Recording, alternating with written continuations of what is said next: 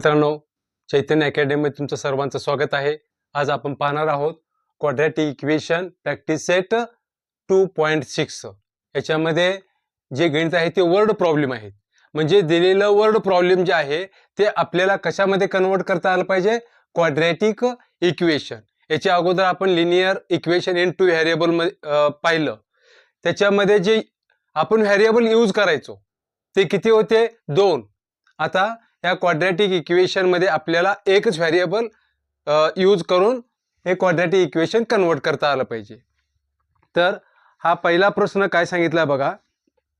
Product of प्रगतीज age 2 years ago, म्हणजे 2 वर्षापूर्वी प्रगतीचं वय हे किती सांगितलंय? 2 years ago. म्हणजे आपल्याला काय मिळणार? म्हणजे प्रगतीचं वय माहिती आहे का? प्रगतीचं वय माहित नाही. म्हणजे आपल्याला सपोज करणार की प्रेझेंट एज म्हणजे प्रगतीचं प्रेझेंट एज बी एक्स इयर. मग 2 years ago म्हणजे 2 वर्षापूर्वी तिचं वय काय असणार आहे? तुमचं वय जर आता 15 वर्ष असेल तर 2 वर्षापूर्वी किती असणार आहे? 15 वजा 2. तसं प्रगतीचं आजचं वय हे एक्स वर्ष मानलं तर 2 वर्षापूर्वी किती असणार आहे? X minus 2 years and 3 years. आणि इथून पुढे 3 years हेन्स इज 84.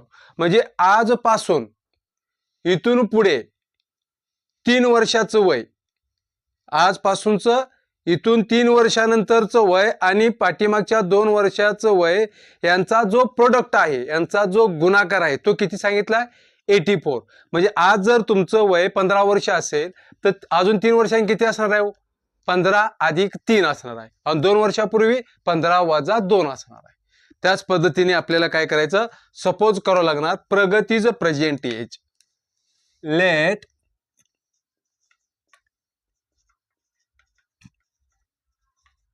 प्रगतीचं present age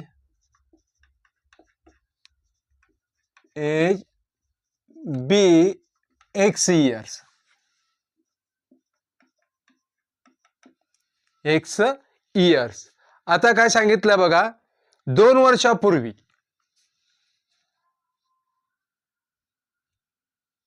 according to question काय सांगितलंय? 2 वर्षापूर्वी प्रगतीचे वय म्हणजे प्रगतीज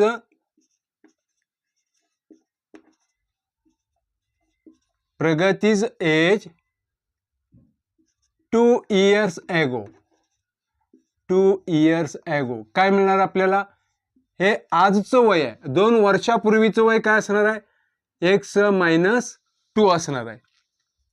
आता प्रगतीज एज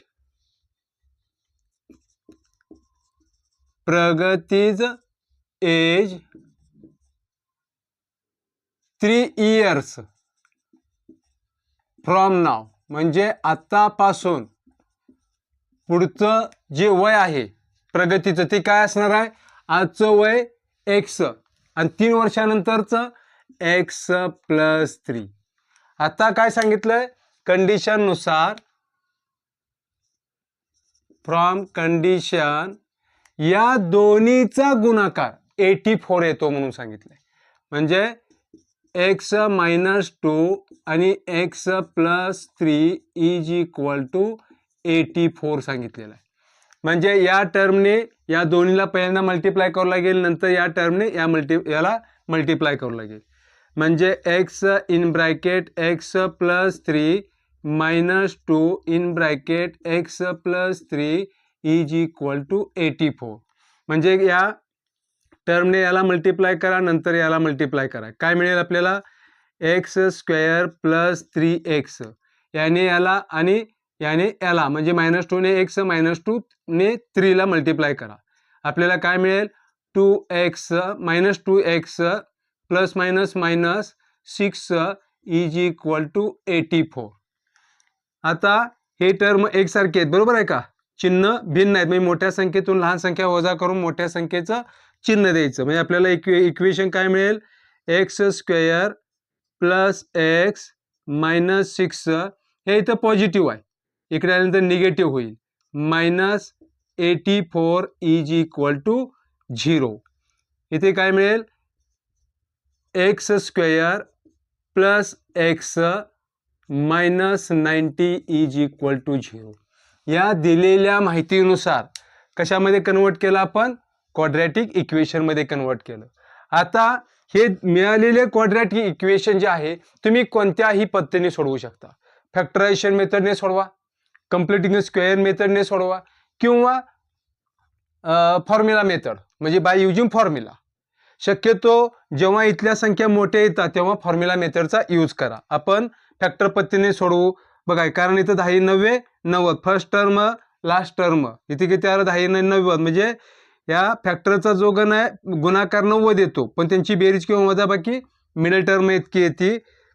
बघा काय सांगितलंय,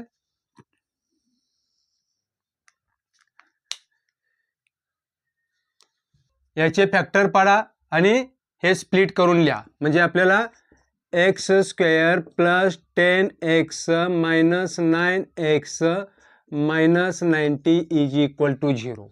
हे फॅक्टरायझेशन पद्धतीने हे क्वाड्रॅटिक इक्वेशन कशा पद्धतीने सोडवायचं तो व्हिडिओ मी अपलोड केलेला आहे. तो प्रथमतः बघून घ्या, व्यवस्थित समजावून घ्या, तरच का नाही तुम्हाला समजणार आहे.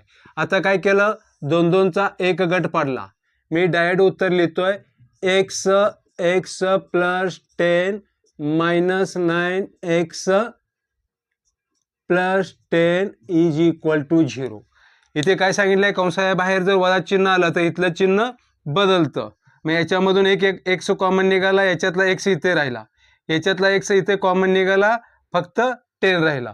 आता काय करायचं, एक्स प्लस 10 या दोन्ही ब्रॅकेटमधील टर्म जे आहे ते एक्स सारखे पाहिजेत.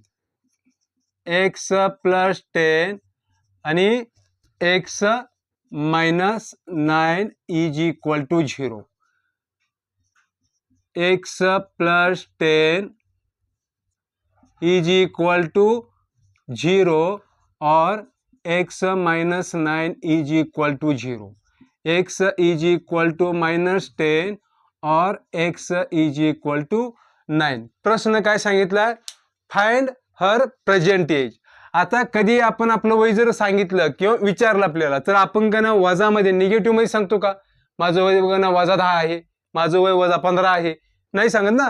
म्हणजेच प्रेझेंट एज म्हणजे प्रगतीचं प्रेझेंट एज जे आहे ती किती आहे? प्रगतीच प्रेझेंट एज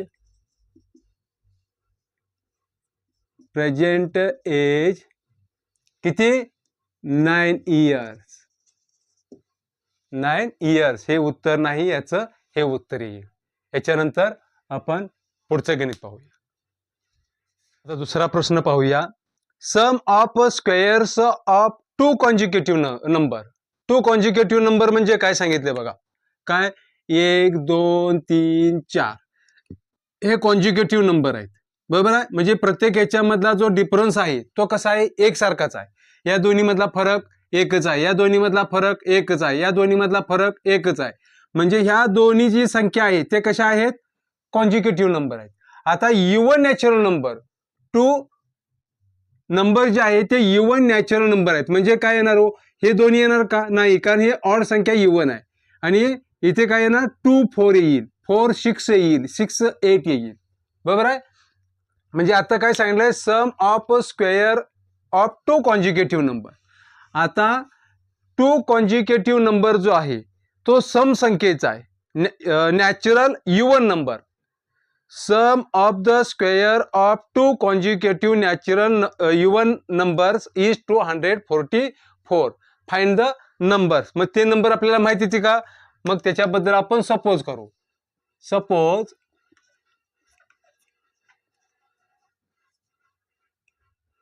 टू कॉन्जिक्युटिव्ह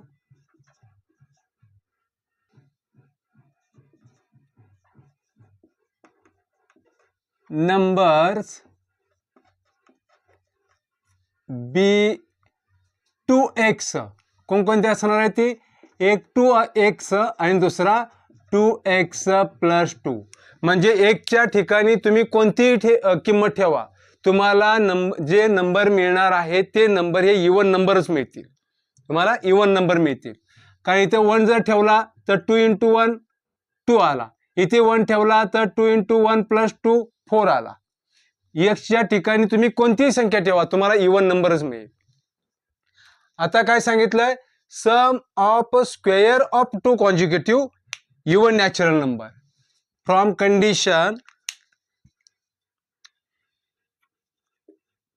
कंडिशन नुसार याचा square 2x bracket square plus याचा square 2x + 2 is equal to, यांची बेरीज किती सांगितले, 244. 244 याचा वर्ग काय मिळेल आपल्याला, 2x² प्लस याचा पण स्क्वेअर आहे, म्हणजे ब्रॅकेट सॉल्व करावं लागणार. पहिल्या पदाचा वर्ग, पहिले पद दुसरे पद यांचा गुणाकार त्याची दुप्पट, म्हणजे 2 × 2 = 4, 2 × 8x प्लस 2 चा वर्ग 4 इज इक्वल टू 244. आता या ठिकाणी एक सारखी पद आहे ती, यांची बेरीज करा, काय मिळेल आपल्याला, 6x, एक मिनिट, इथे 2 चा वर्ग, इथे 4 पाहिजे, इथे 4 पाहिजे, म्हणजे 8x² प्लस 8x प्लस 4, हे इकडे पॉझिटिव्ह आहे, इकडे गेल्यानंतर निगेटिव्ह होईल, -244 इज इक्वल टू 0.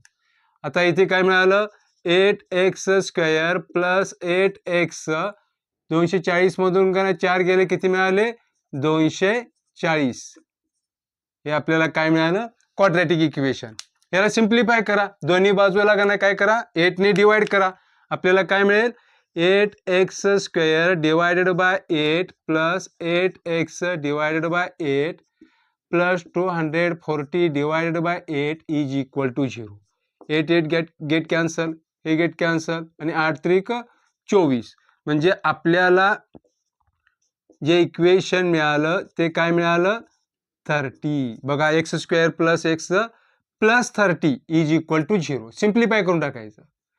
आता याचे फॅक्टर पडतात, कोणते फॅक्टर पडतात, 6 × 35, यांचा गुणाकार किती येतो, कोणत्या फॅक्टरचा, म्हणजे 5 आणि 6चा गुणाकार 30 येतो, आणि त्यांची बेरीज किंवा वजाबाकी किती येते, वजाबाकी जे आहे ते 1 येते, म्हणजे इथे डायरेक्टली तो x² plus 6x minus 5x plus 30 is equal to 0.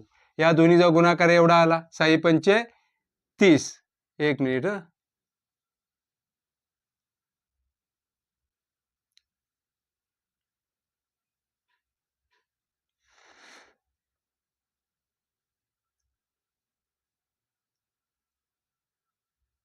आता काय करायचं, 2 चा घन आहे, म्हणजे एक पेयर तयार करा, 2 गटात, म्हणजे याच्यातून कॉमन घटक निघतो x, याच्यातून x कॉमन निघाल्यानंतर काय राहिला, x राहिला, याच्यातून x इथे आला, म्हणजे राहिला काय, 6, याच्यातून कॉमन इथे काय आला, -5,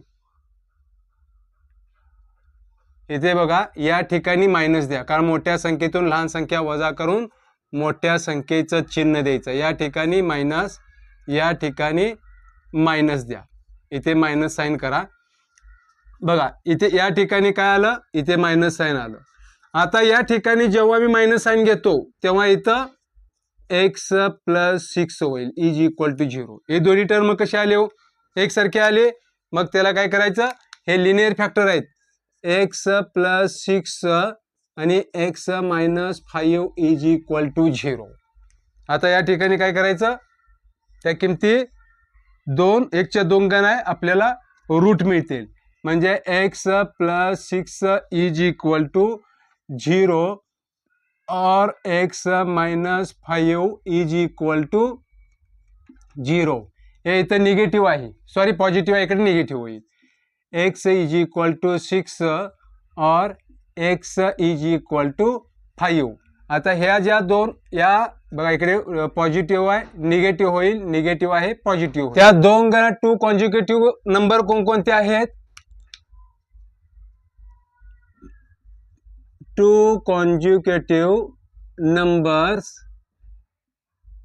नंबर्स काय आहे पहिला 2x म्हणजेच 2 × 5 इज इक्वल टू 10 आणि दुसरा काय सांगितलंय 2x + 2 is equal to 2 × 5 + 2 is equal to 12. हे झाले 2 कॉन्जिक्युटिव्ह नंबर्स. याच्यानंतर आपण पुढचं गणित पाहूया. आता आपण तिसरा प्रश्न पाहणार आहोत. काय सांगितलंय बघा, फ्लो चार्ट दिलेला आहे. In an orange garden of mister Madhusudan there are 150 orange trees. म्हणजे त्या गार्डन मध्ये एकूण ट्रीजची म्हणजे झाडाची संख्या दिलेली आहे. The number of trees in each row is 5 more than that in each column. म्हणजे ते शेत जे आहे ते शेत सपोज आपण का नाही या पद्धतीचं आहे असं समजूया.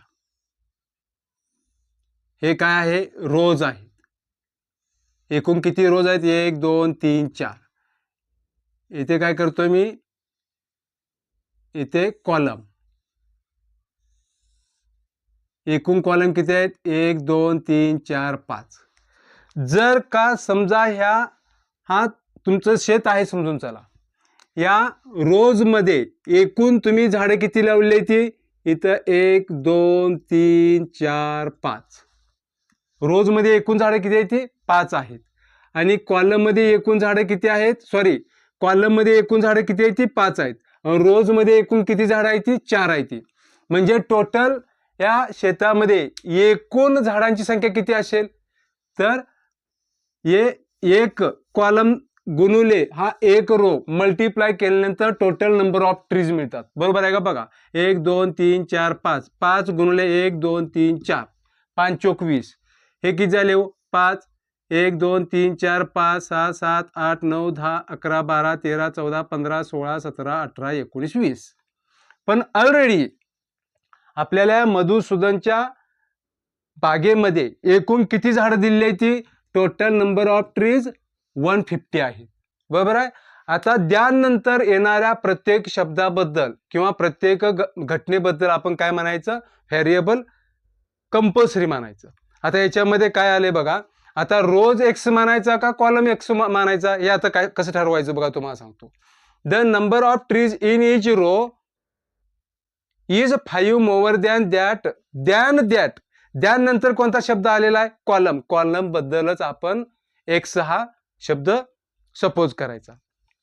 म्हणजे रोज मध्ये, या रोज मध्ये जे नंबर आहे ट्रीजचे ती किती आहे, ती 5 मोर आहेत. More than in each column. Column जर आपण एक्स सपोज केला तर या रोज मध्ये एकूण झाडं किती होतील, एक्स + 5 होतील ना. मग एक्स + 5 एक्स + 5 इंटू एक्स म्हणजे इज इक्वल टू 150. तर आपण बघूया आता गणित. Suppose x trees in each column, in each column. आता एक्स ट्रीज जर का नाही प्रत्येक कॉलम मध्ये असतील तर रोज मध्ये किती आहे तो, x + 5. X + 5 trees in each row. मग आता कंडिशन काय सांगितलेली आहे, कंडिशन सांगितलेली आहे की त्या बागेमध्ये टोटल नंबर ऑफ ट्रीज जे आहेत ते किती आहेत, 150. म्हणजेच x into x + 5, x in bracket x + 5. याने याला मल्टिप्लाय करा, नंतर याने याला मल्टिप्लाय करा. x² + 5x इकडे निगेटिव्ह पॉझिटिव्ह आहे, इकडे नंतर निगेटिव्ह होईल. 150 इज इक्वल टू 0. आता याचे फॅक्टर पाडा, 15 × 10 आणि 15 मधून 10 मायनस केल्यानंतर काय मिळेल आपल्याला, 5 मिळेल. म्हणजे x² + 15x - 10x - 150 is equal to 0. 2 pair तयार केले, याच्यातून x कॉमन निघतो. x + 15 - 10x + 15 is equal to 10. कंसाच्या बाहेर वजा चिन्ह असेल तर इथलं चिन्ह काय करतो आपण, निगेटिव्हचं पॉझिटिव्ह मध्ये कन्वर्ट करतो. ही दोन्ही टर्म एकसारखे आलेत. मग इथं लिहा x + 15 आणि हे x minus 10 is equal to 0. मग x plus 15 is equal to 0 और x minus 10 is equal to 0. इकडं पॉझिटिव्ह आहे, इकडे निगेटिव्ह होईल. x is equal to minus 15 और x इज इक्वल टू 10. आता उत्तर हे बरोबर का हे बरोबर? कारण नंबर ऑफ ट्रीज हे निगेटिव्ह मध्ये आपण इंडिकेट करत नाही, कशामध्ये? पॉझिटिव्ह मध्ये. म्हणजे याचं जे नंबर आहे, याचं जे उत्तर आहे ते x इज इक्वल टू 10. मग इथं वाक्य केल्या 10 trees in each column and 15 x plus 5. म्हणजे एकच्या ठिकाणी 10 ठेवा, 10 plus 5 15 trees in each row. याच्यानंतर आपण पुढचं गणित पाहूया. आता आपण चौथा प्रश्न पाहूया. Vivek is older than Kishore by 5 years. मग आता विवेकचं आणि किशोरचं या दोन्हीमध्ये वय जे आहे ते कोणाचं एक्स मानायचं? त्यानंतर कोण आलेला आहे? त्यानंतर किशोर आलेला आहे. म्हणजे किशोरचं वय आपल्याला काय सपोज करावं लागेल? X year. Suppose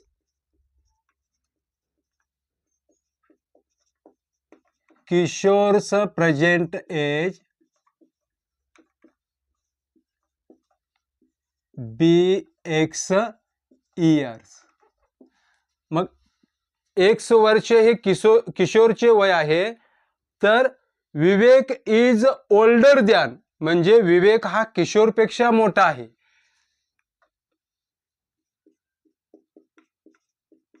विवेक's present age BX plus 5 years.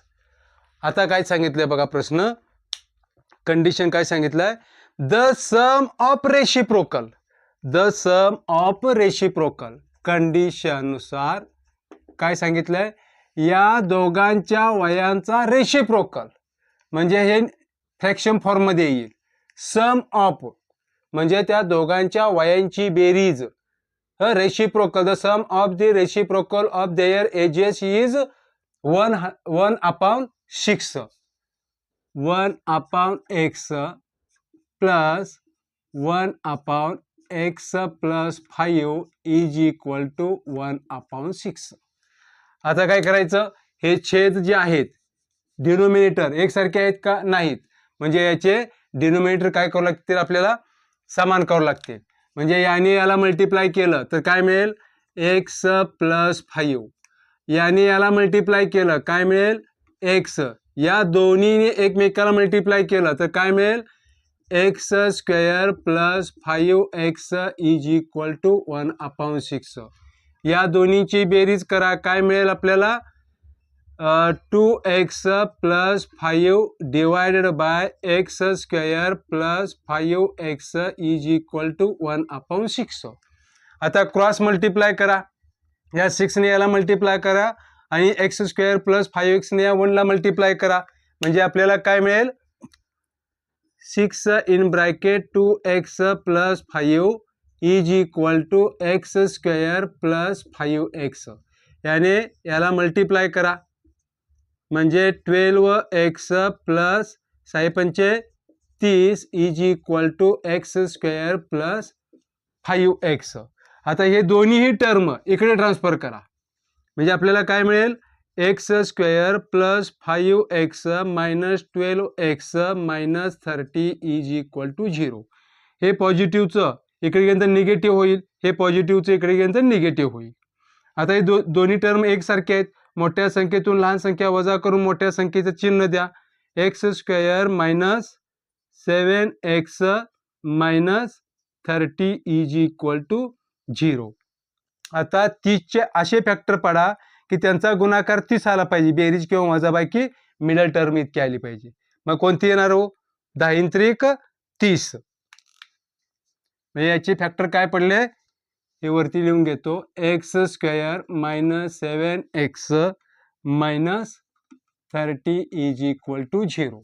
हे स्प्लिट करायचं आहे म्हणजे x square minus 10x plus 3x minus 30 is equal to 0.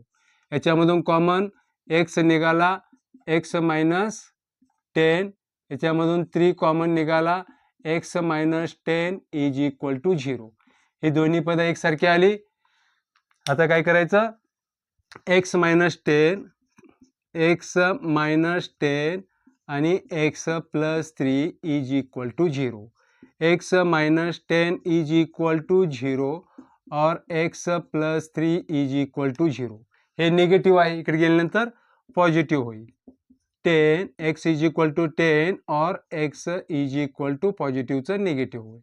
मग आता आपल्याला काय करायचं आहे, एज जे आहे याचं हे उत्तर येईल. हे उत्तर येणार नाही कारण निगेटिव्ह मध्ये आहे, हे त्याचं उत्तर असेल. मग इथं वाक्य लिहिताना लिहायचं, Kishore's present age is 10 years and Vivek's present age is 10 + 5 is equal to 15 years. याच्यानंतर आपण पुढचं 5वं गणित पाहूया. आता आपण पुढचं 5वा प्रश्न पाहूया. 5वा प्रश्न काय सांगितलाय बघा.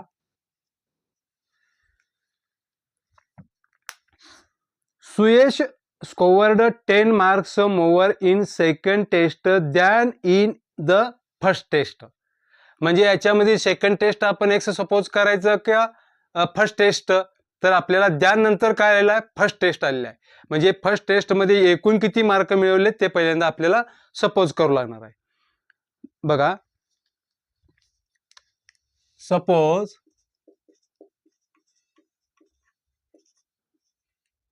Suyash scored x marks in first test. जर पहिल्या टेस्टमध्ये त्याला x मार्क मिळाले असेल तर त्याला सेकंड टेस्टमध्ये किती येते, पहिल्या टेस्टपेक्षा जेवढी मार्क मिळाले त्याच्यापेक्षा 10 मार्क जास्त येते.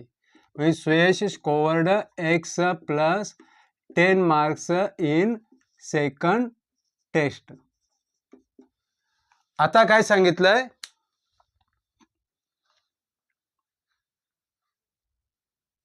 5 times the score of second test.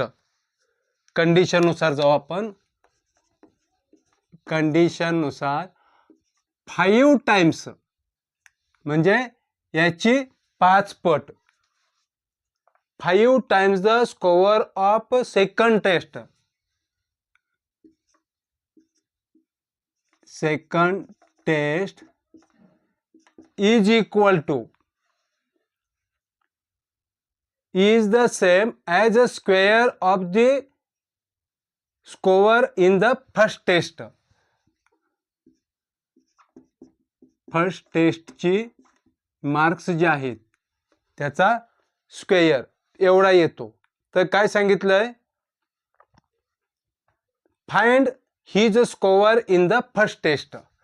आता आपल्याला काय सांगितलंय, सेकंड टेस्ट मध्ये एकूण किती मार्क आहे ती, सेकंड टेस्ट मध्ये x + 10 म्हणजे 5 in bracket x + 10 is equal to first test मध्ये किती आहेत x, याचा स्क्वेअर म्हटल्यानंतर याचा मी स्क्वेअर केला.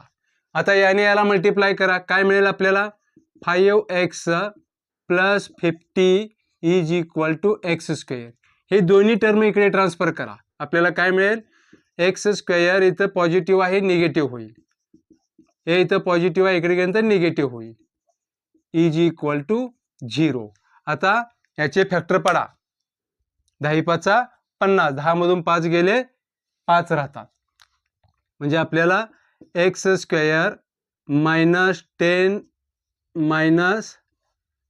10x + 5x - 50 is equal to 0.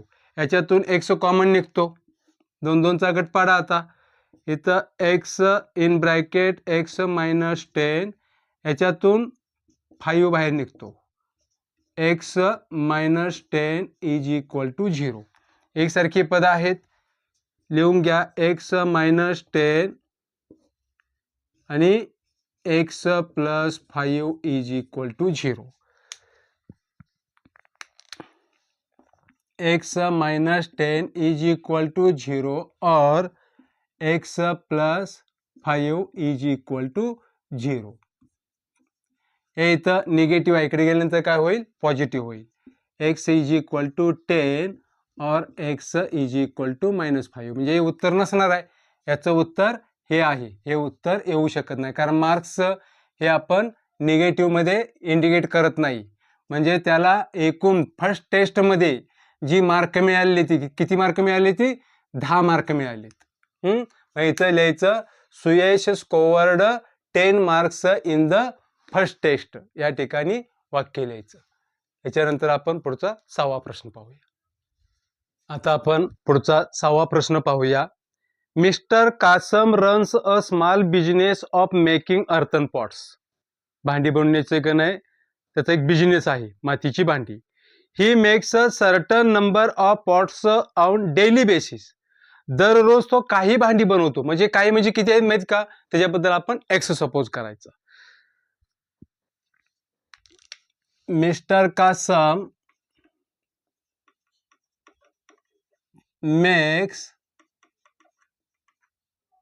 makes X pots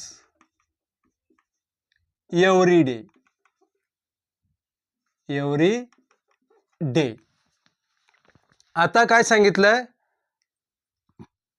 production cost of each pot. Production cost condition नुसार जाऊ आपण. Production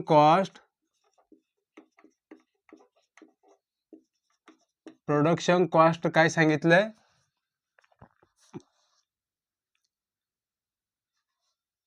production cost of each pot is 40 more. Is 40 म्हणजे 40 रुपयाने जास्त. काय सांगितलंय, than 10 times total number of pots he makes in 1 day. एका दिवसामध्ये तो किती भांडी बनवतो, एक्स बनवतो. त्याची 10 पट म्हणजे 10x. याच्या 10 पटीपेक्षा किती रक्कम जास्त आहे, 40 रुपये. आणि त्यांची काय सांगितलं बघा, if production cost of all pots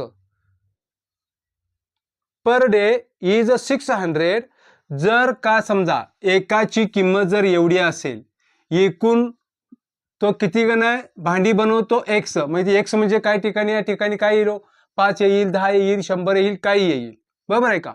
आणि ही प्रोडक्शन कॉस्ट आहे एका पॉटची. म्हणजे या एका पॉटला काय करतो आपण, भांड्याला काय करतो आपण, टोटल नंबर ऑफ पॉटने मल्टिप्लाय करतो. म्हणजे इज इक्वल टू 600. अशाच पद्धतीने गणा टोटल गणा कॉस्ट जी आहे ती किती सांगितलेली आहे, 600 सांगितलेली आहे. मग इथल्या कंडिशन नुसार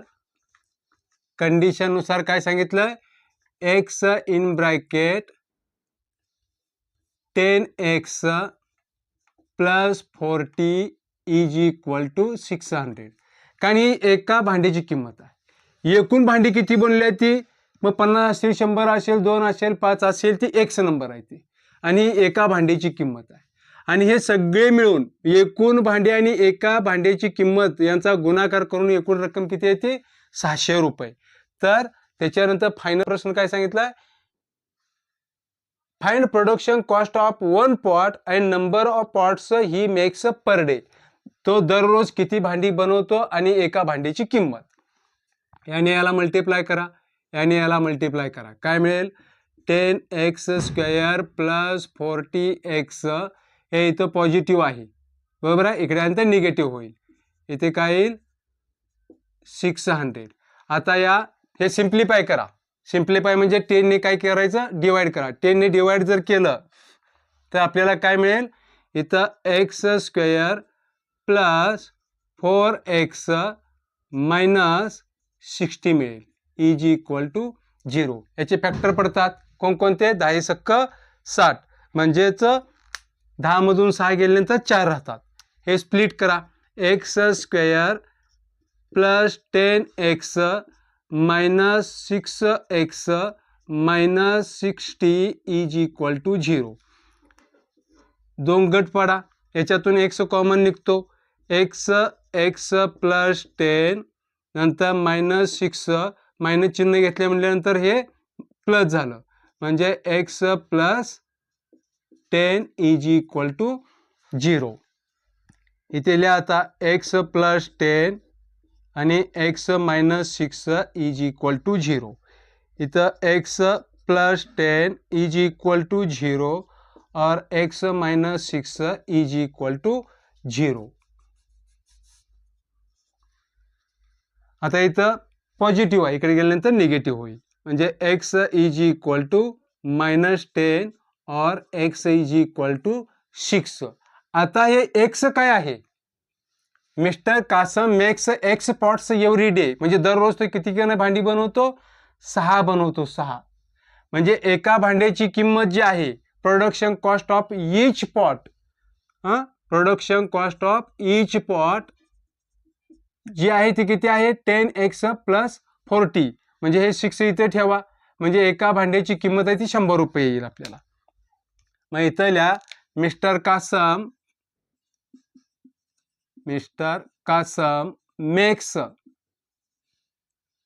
किती? x म्हणजे 6 pots every day.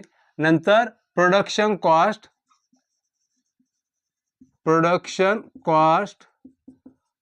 Of each pot is equal to 10x + 40 is equal to 10 into एक ची किंमत किती आहे? 6 + 40 is equal to 60 + 40 is equal to किती रुपये? 100 रुपीज. हे झाला तुमचा 6वा प्रश्न. याच्यानंतर 7वा, 8वा, 9वा, 10वा. 10वा जो होतो कोण आहे? ॲक्टिव्हिटीचा भाग येतो, तो आपण पुढच्या लेक्चरमध्ये बघूया. सगळ्यात मेन महत्त्वाचं, दिलेलं वर्ड प्रॉब्लेम हे तुम्हाला क्वाड्रॅटिक इक्वेशनमध्ये कन्वर्ट करता आलं पाहिजे. हे एकदा कन्वर्ट करता आल्यानंतर तुम्ही मग फॅक्टरायझेशन पद्धतीने असेल, कम्प्लिटिंग स्क्वेअर मेथडने असेल, तुम्ही कोणत्याही पद्धतीने मग हे दिलेलं क्वाड्रॅटिक इक्वेशन तुम्ही सॉल्व्ह करू शकता. कारण आपल्याला जे रूट मिळणार आहेत ते 2 पद्धतीचे असणार आहेत. Positive negative, negative positive, positive positive, negative negative काय असेल ते. पण वय वजन जे असतं ते कधी निगेटिव्ह मध्ये इंडिकेट केलेलं जात नाही. डिस्टन्स असेल, बरोबर आहे का? तर अशा प्रकारचे तुम्हाला काही गणित जरी अवघड असेल ते गणित तुम्ही कमेंट बॉक्समध्ये कळवा. मी तो सोडवून देण्याचा मी प्रयत्न निश्चितपणे करेन. आपण इथंच थांबू. तर जर मित्रांनो हा तुम्हाला व्हिडिओ आवडला असेल तर लाईक करा, शेअर करा आणि सबस्क्राईब करा. धन्यवाद.